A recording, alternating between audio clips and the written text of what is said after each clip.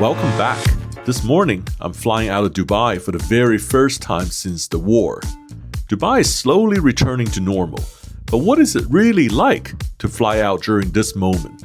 Today, I'm taking you inside my journey.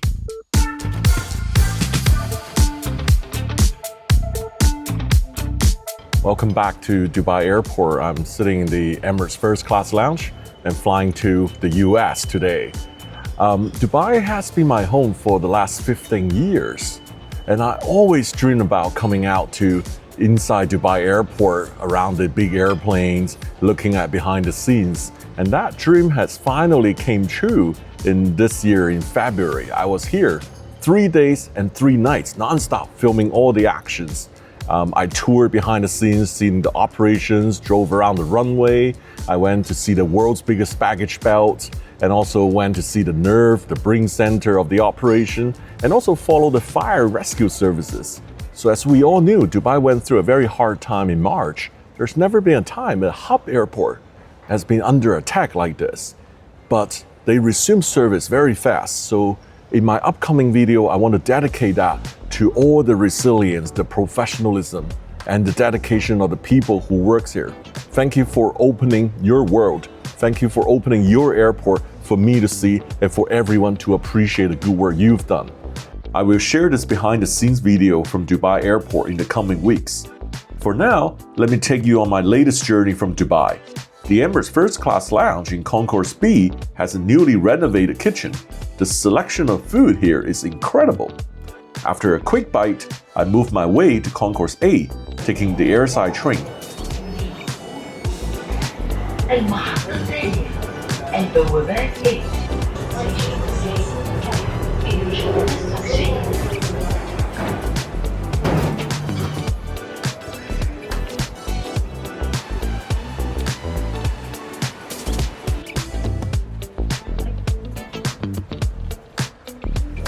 Please exit to departure level, gates A1 to A. I'm walking to my gate A16. Yeah, there are definitely a lot more travelers than I expected. Today's April 27th, Monday. And I'm really hoping things will return to normal very soon here.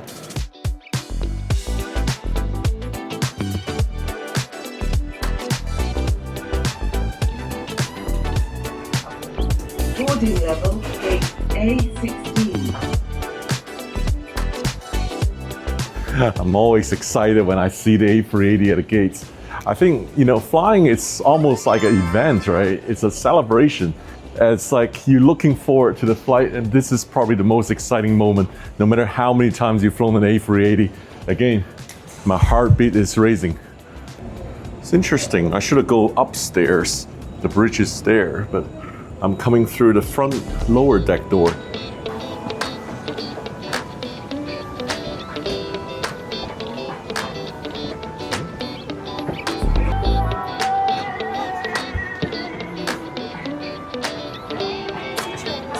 Thank you, thank you. I will give you a few minutes to settle in and I will be with you shortly.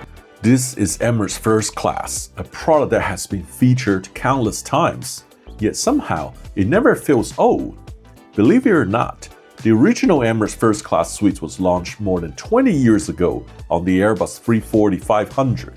The current version has evolved over the years, with a lighter interior, bigger TV screens, and updated finishes. But the A380 itself has an aura. The first class suite is a big part of that magic. I'm lucky enough to fly it maybe twice a year, mostly using my miles to upgrade from business class. Which country are you from? I'm from Kenya. Kenya? You speak Swahili? Yes, I do. Just put it here. Yeah. There you go. Thank you so much. If you need anything else, please don't hesitate to Oh, let okay. us know. Thank you, thank you.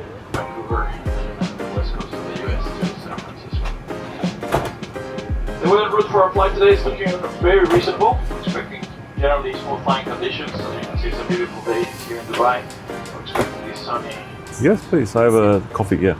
Wonderful. Mr. Choi, we have a selection of dates today. We have the orange peel, plain and blanched almond. Everyone's favorite is normally the orange peel. What would you like Maybe to next enjoy? time, yeah. Maybe I have next the Arabic time? coffee today, yeah. Wonderful. Thank you so much. Coffee. Thank you. Enjoy, sir. Thank you. Welcome on board EK2262 San Francisco, going extra long distance, 8,969 miles because of a little bit detouring. We'll go through all the details about airspace maneuvering, what's the latest travel forecast restrictions after takeoff. But first, I'm flying on this flight. It's because going back to the US, I'm going to do my instrument flight rating. I have my private pilot license since 2021, but I didn't really progress far. So this year I'm determined to get my instrument flight rating and also hopefully commercial pilot license. Mr. Choi, may I present to you today's menu? Thank you. I would like to let you know that today we will be doing a dine-on-demand service, Yeah. and we do have our award-winning offering, which is the caviar. For the dine-on-demand service, it means you can order for anything you want at any point of the flight. Yeah. Just give us 30 minutes to prepare your flight. Also to let you know that our first class menu also includes our comprehensive beverage list.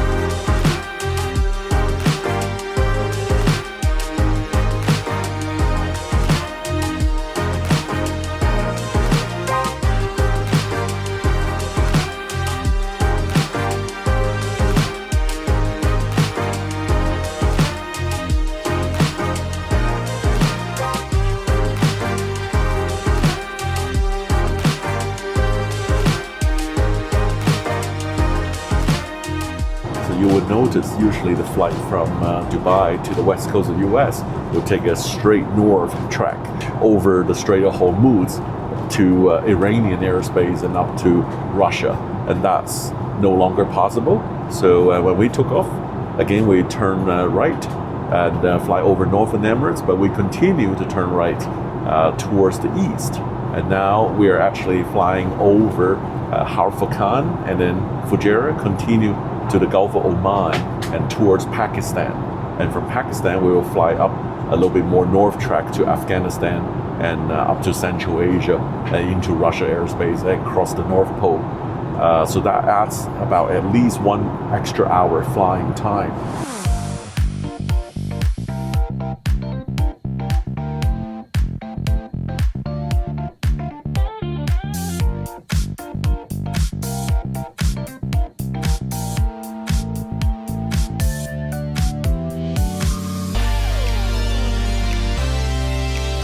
As we reached our initial cruise altitude, I took a walk down the A380 cabin and met a fellow passenger who was handing out Starbucks gift cards to the crew as a gesture of appreciation. He was so kind and gave me one as well after mentioning he watched my video.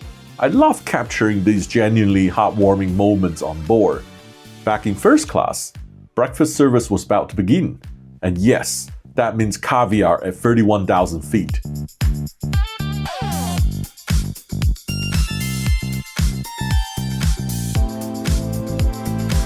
Thanks for continuing following my journey. So it's 2 hours into the flight. I just finished breakfast and now we're heading over Peshawar in Pakistan and continue flying up northwards, flying towards Russia and North Pole. So right now I think Emirates has about 80% recovered from the situation and 80% of flights are going, and followed by Etihad, Qatar Airways, Fly Dubai. If you are flying from Dubai to Far East or Dubai to Australia, no problem, no detour. But if you're flying from Dubai to Europe, you will notice now the flight time is much longer, probably add another 1 hour. You will take off immediately heading towards the southern UAE into the desert and flying across Oman or Saudi Arabia airspace. It's interesting to see different countries have different perception about the war. I see a lot of passengers still flying Emirates, connecting through Dubai from Africa, from India, from China, no problem. but very, very few Westerners are going through Dubai. I think that's due to the insurance problem. The insurance of their company or their personal travel insurance may not able to cover the insurance flying through Dubai right now. So that's why there's a sharp drop of the Western tourist. I use Surfshark VPN to bypass internet censorship, to find cheaper travel, and to secure my connection. So internet censorship is a huge pain when access are restricted and certain contents are blocked. This is where Surfshark VPN comes in handy. Simply connect Surfshark to another country to bypass all the restrictions. You can even access to many Netflix library with just one subscription with the use of Surfshark VPN. With Surfshark, there are opportunities to find cheaper travel, cheaper air tickets, cheaper hotels, and cheaper rental cars. Simply connect Surfshark to different country to check the pricing. As a frequent flyer, I often use public Wi-Fi at the airport and in the hotel. If you want to secure your connection and encrypt your data, then I recommend using Surfshark VPN. So here is the best deal for my viewers today. Go to surfshark.com/Sam and get 4 additional months of Surfshark. As we passed Pakistan, we continued flying north towards Central Asia. Below us were the majestic snow-covered mountains of Tajikistan, a breathtaking view that felt almost unreal. Usually, the route over Iran was a dry desert scene, so this is a bonus detour. At that point, I decided to change into something more comfortable.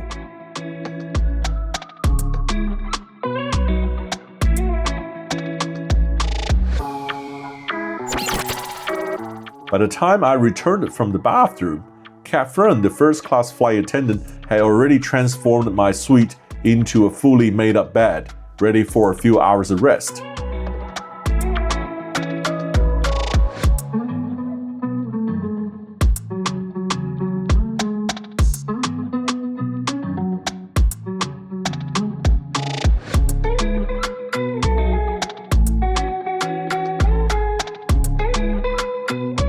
I slept about 3 hours, then woke up again.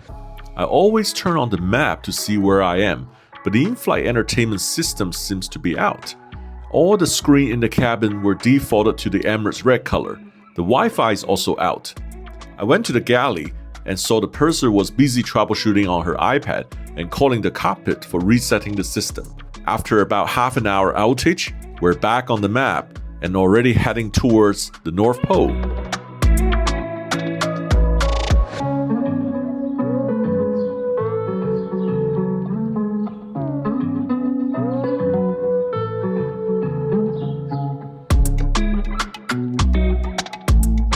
So I'm in the galley, and this is the lady who served on my side. She's from Kenya. Yes. So I now remember Jambo. Jambo is the word, Swahili. Karibu sana, you're most Karibu welcome. sana. You know my name, Chui, right? Yes, Chui means leopard. Leopard, yeah. Right. Roaring. Strong animal. What I really impressed was after my sleep, I ordered 2 snacks. I ordered the laksa soup and also ordered the keema mutton. Both of them, when Catherine served me, it was piping hot. It was just right. It was amazing because I've flown a dozen first-class flights. Not every time you get it right. Tell me, how long you been in Emirates? What was your first airplane to work on? Well, I've been here for some time. I love this company. I've been here for a while, about 18 years. My first airplane was a A380-500. It was a smaller airplane. It never had the crew rest where we have to, like beds, but we did used to rest on the seats if required. After I flew the A330-200, I graduated to the A340-500. This was a slightly bigger aircraft, still Airbus, and it had a crew rest area near the aft galley at the back, and we had to go downstairs. Oh, your crew rest is like cargo, it's downstairs. Yes, it was almost, you would say that, yeah. So it was very interesting because we had to go downstairs. My favorite aircraft to work on is forever Boeing 777-300. I love it. Wow, that's a great airplane. Yes, Yeah. I love it. I find everything so easy to operate. Even the A380 is magnificent, but for me, I love the Boeing 777-300. Sam, we just talked about the crew rest area. I'm about to go for my break now for a couple of hours, and I will see you later. I will see you shortly. Have a good rest. And I'm going to Yes, sleep thank more you. now as well. Yes, Yeah. we'll see each other See you later. before landing.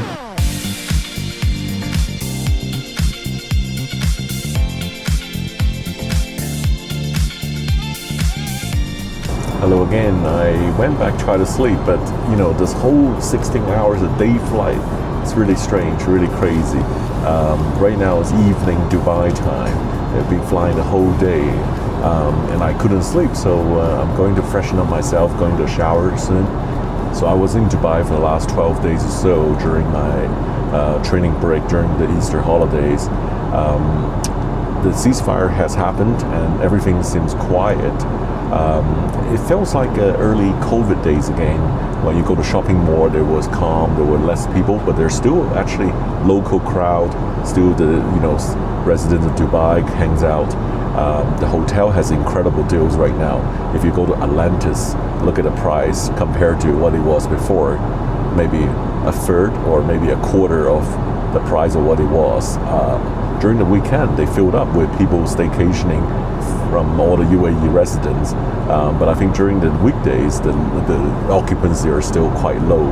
I'm not trying to tell you to come to Dubai right now. That's up to you, how you determine safety and how your risk appetite is. But I'm just reporting back what I saw last 12 days.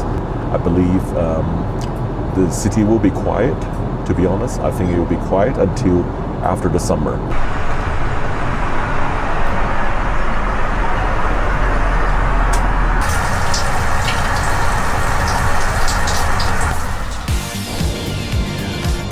Just had a 5-minute shower, very unique, only on the Emirates A380. But I also have to point out the floor is actually heated. If you have to fly first class one time in your life, this should be the experience. I have to say still, no matter what class you've flown, the jet lag on a 16-hour ultra long haul is so real.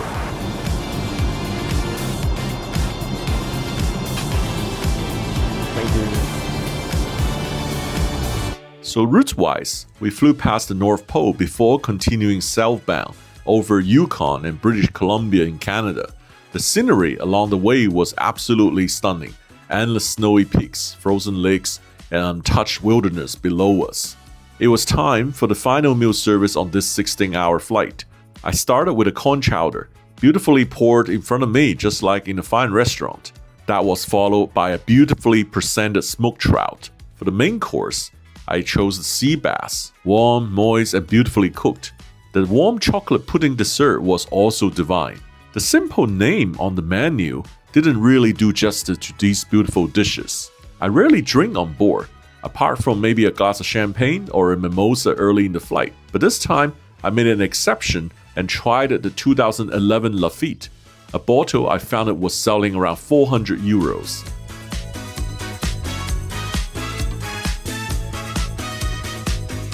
Before landing, while packing up my things, I discovered a little surprise. This small airline teddy bear had been secretly packed by my wife, along with a sweet handwritten message celebrating our first wedding anniversary just a few days ago. A very personal and touching moment to end my journey. Not long after, we descended below the clouds into the Bay Area. The weather was classic San Francisco, low clouds hanging around the coastline. But luckily, the skies were already beginning to clear as we arrived at SFO around 1 o'clock. That's the end of my 16-hour journey from Dubai. Hope you enjoy my report and thanks for watching.